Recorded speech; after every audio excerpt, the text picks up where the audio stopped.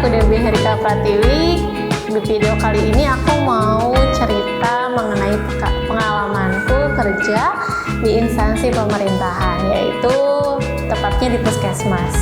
Jadi kemarin kan di video sebelumnya aku cerita mengenai pengalaman kerjaku di perusahaan swasta. Sekarang aku mau cerita gimana sih pengalamannya, suka dukanya, terus tips apa aja mungkin yang bisa teman-teman dapat dari aku dimana waktu aku pengalaman kerja di pemerintahan ini.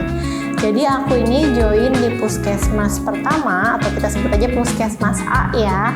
Di puskesmas A ini aku join di tahun 2021. Nah, aku di sana berstatus sebagai tenaga kontrak BOK. Kenapa saat itu diadakan tenaga kontrak BOK? Karena di puskesmas A ini kekurangan tenaga untuk di bagian laboratorium. Karena memang saat itu sedang pandemi COVID-19, otomatis tenaga analis kesehatan itu banyak dibutuhkan.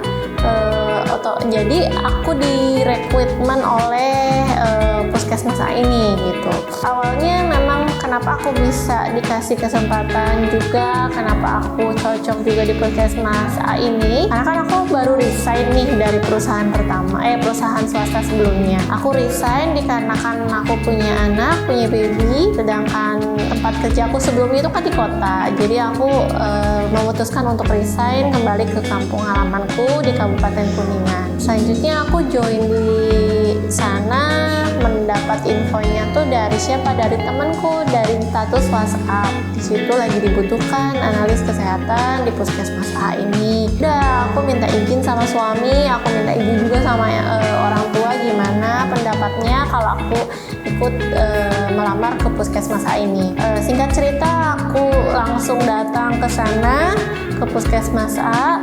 Ternyata ya gak terlalu formal ya seperti di perusahaan sebelumnya. Di perusahaan swasta aku hanya ditanya bagaimana kesediaannya, kemudian dikasih tahu nominal untuk gajiku berapa, apakah bersedia atau tidak, kemudian pembayaran temponya itu selama bukan setiap bulan sekali, tapi diakumulatifkan di 3 bulan sekali. Karena kalau untuk dana BOK ini memang biasanya cair di 3 bulan sekali. Nah, saat itu memang aku butuh, aku juga mau mencoba daripada aku di rumah kan ya. Akhirnya aku ikut di puskesmas A ini. Untuk pengalamanku waktu di puskesmas A ini yang memang banyaknya lebih dikaitkan dengan COVID-19, dimana saat itu kan membludak banget nih pasien COVID-19 gitu. Membludak banget kan saat itu teman-teman ya, yang seperti yang teman-teman tahu juga. Kalau di puskesmas wilayah kerjaku ini sistematisnya ketika memang ada yang positif, kita untuk pelacakannya kita datang ke rumahnya pasien terduga atau pasien yang sudah positif. Jadi kita swab keluarganya, kemudian kontak eratnya, kita door to door dari rumah ke rumah dan dijadwal dalam 1 minggu 1 hari. Kalau nggak salah di hari Selasa sepertinya, kalau nggak salah di hari Selasa.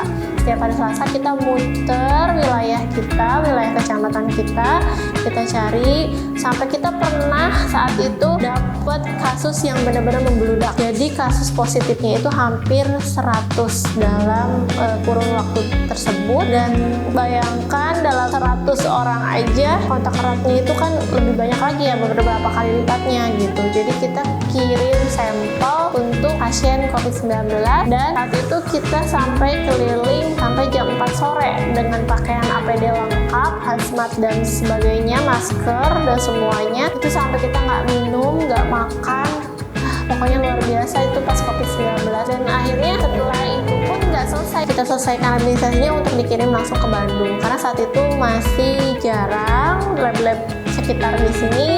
Akhirnya kita kirimnya ke Bandung, ke provinsi gitu. Next ya, untuk cerita di puskesmas A ini memang nggak terlalu dikaitkan dengan dunia puskesmasnya sendiri di dalamnya, karena memang aku tenaga relawan atau tenaga bantuan aja gitu, dan dikontraknya hanya 1 tahun. Jadi di 2021, akhir tahun 2021 aku putus kontrak, resign dari puskesmas A ini. Kemudian untuk 2022 aku juga dapat tawaran lagi di Puskesmas B sebagai admin tracer. Di sini sama, tidak jauh beda tugasnya itu ke admin pelaporan COVID-19 gitu. Jadi tugasku di Puskesmas yang kedua ini adalah melaporkan data kasus, jumlah kasus, kemudian berapa banyak orang yang sembuh, berapa banyak orang yang meninggal juga itu dilaporkan setiap harinya gitu. Tapi memang di tahun 2022 ini COVID sudah mulai melandai.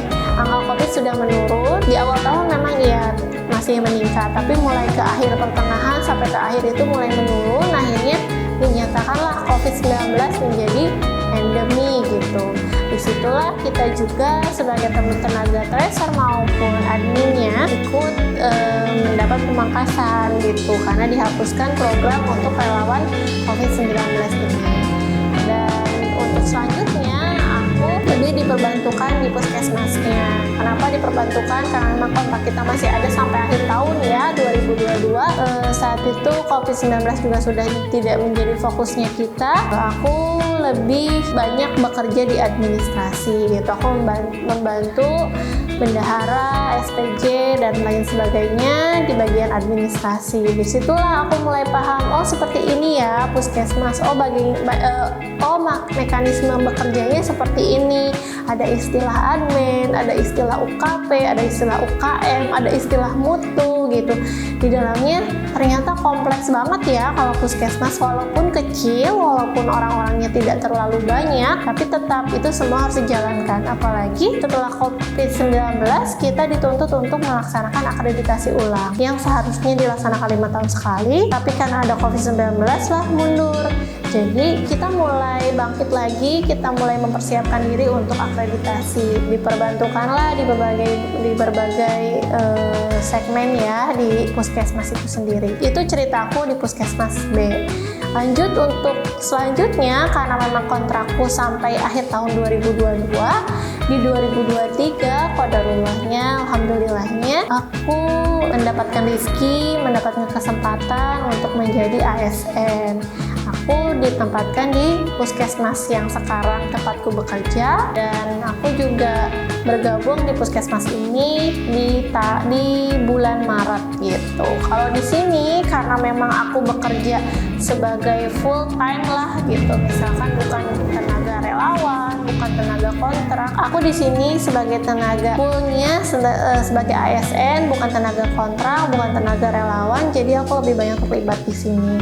Kalau untuk profesiku ya seperti yang video-video sebelumnya mungkin teman-teman udah tahu ya, kalau aku di laboratorium, jadi aku jabatanku adalah peranata laboratorium kesehatan. Kalau untuk tugas tambahannya aku diikut sertakan di bidang mutu, manajemen mutu untuk sekarang dikatakannya, dan aku juga menjadi koordinator di K3. Selanjutnya kalau untuk di sini, untuk di puskesmas ketiga ini, aku pekerjaannya lebih terarah, job desk aku lebih jelas, karena memang kalau untuk honor atau relawan memang kita mungkin bisa membantu ya di setiap ininya. Jadi kadang bukan yang harusnya kita kerjakan pun dikerjakan gitu, karena tujuannya adalah membantu. Kalau di sini, kalau di puskesmas ini aku mempunyai tugas dan tanggung jawab sendiri gitu. Dan kalau alhamdulillahnya puskesmas ketiga ini juga tenaganya, karyawannya juga cukup banyak. Jadi tidak seperti di puskesmas A dan puskesmas B hanya sedikit. Jadi di sini ramai banget, karyawannya banyak banget, termasuk di dalamnya juga ada ASN, P3K, kemudian PHL, ada tenaga kontrak juga, ada honor juga gitu. Dibeda-bedakan, tapi memang tetap kita satu keluarga di puskesmas ini. Kalau menurut aku ya, bagaimana pengalaman aku pernah ada di perusahaan swasta dan sekarang di pemerintahan, dua-duanya cukup enjoy ya, cukup menyenangkan. Aku tidak bisa membandingkan karena entah itu di swasta maupun di pemerintahan itu punya plus minus masing-masing gitu. Ada plus minusnya masing-masing yang aku rasakan. Seperti contohnya mungkin kalau di swasta kita dapat gaji besar, kita juga dapat tunjangan yang lebih besar, karena memang aku pun merantau ya di kota besar gitu. Sedangkan kalau di pemerintahan memang sesuai dengan UMR kita, UMR kota di sini gitu. Jadi bisa dikatakan setengahnya atau lebih kecil dari penghasilan di kota gitu. Tapi kalau di sini, kalau di kota sendiri kita lebih banyak keluarga, lebih banyak juga teman gitu. Sedangkan kalau di kota besar ya otomatis kita harus adaptasi lagi, cari teman lagi, dan keluarga juga jauh gitu. Itulah yang bisa menjadi faktor penyebab plus minusnya di swasta atau pemerintahan gitu. Mungkin untuk sekarang, untuk saat ini aku cerita sampai di sini dulu. Nanti aku juga mau cerita lebih lanjut di mana pekerjaan aku di puskesmas ini, di puskesmas yang ketiga ini, dan gimana sih aku bisa dapat PNS. Jadi tetap tunggu video selanjutnya. Jangan lupa support videoku dengan cara like dan subscribe channel ini. Terima kasih, bye bye.